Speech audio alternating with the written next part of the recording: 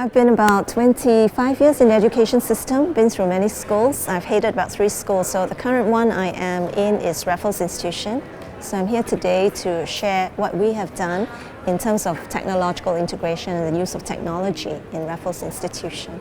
We're a state-funded school, so we exist within the Singapore education system. We're not private nor international.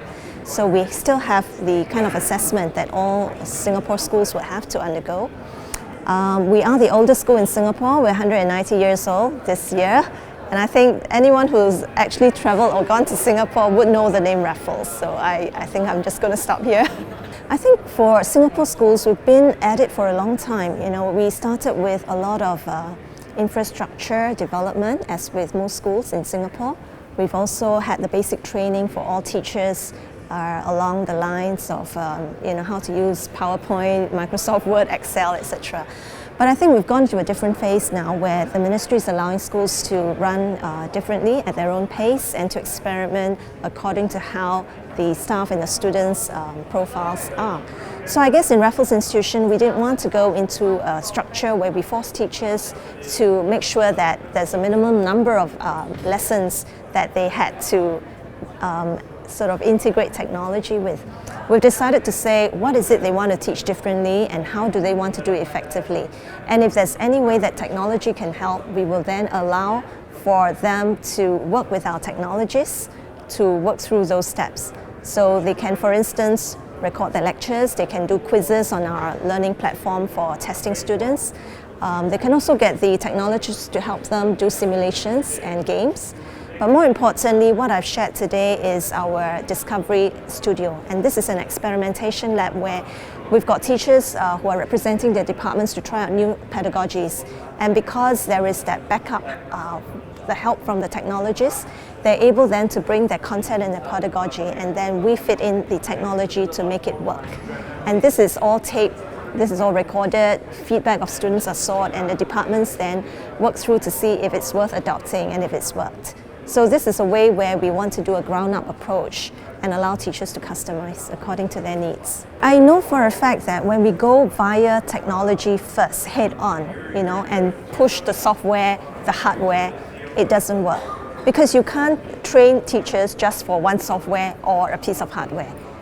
Teachers are teachers because professionally they're proud of their work and they want to teach well and they want students to learn well. So we've got to go via the content and the pedagogy. What is it I want to teach?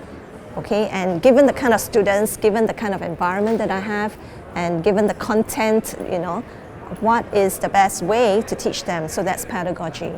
And then the technology can come in from advice by those who are strong, in the use of technology. What's going to make your work more less burdensome and more engaging for the students? And that's when we built that in. So we found that with this method, it is more reassuring for the teachers because you're not taking away their job, you're not replacing them with a piece of hardware or software. They are there at the center, but the technology is there as an enhancement and a catalyst for them. And once they get onto that stage and they're comfortable with the technology, they will reach a second stage where they will want to redesign and they want to be a bit more adventurous. And that's when I think the sense of adventure will come, when they will transform learning. I think we have learned that students who are very tech-savvy and they know a lot of social media need not necessarily know how to deal with educational technology or media in education, right? So I would say that they would still have to be treated like they're new in a classroom when you're introducing technology, and the teacher still has to set the routine and deal with the classroom management well to make sure that learning takes place.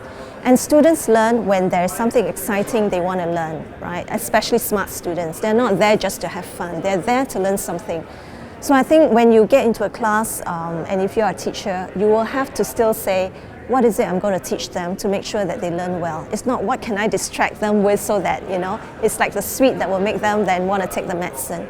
Our strong students are not in for that. They want solid learning, and they want learning that is sometimes then differentiated according to their needs, whether they're more visual or kinesthetic learners, and they want learning that can actually be set at the kind of learning pace or the pace that they're in. So I think there is a lot here to be said again of classroom management and knowing your students well.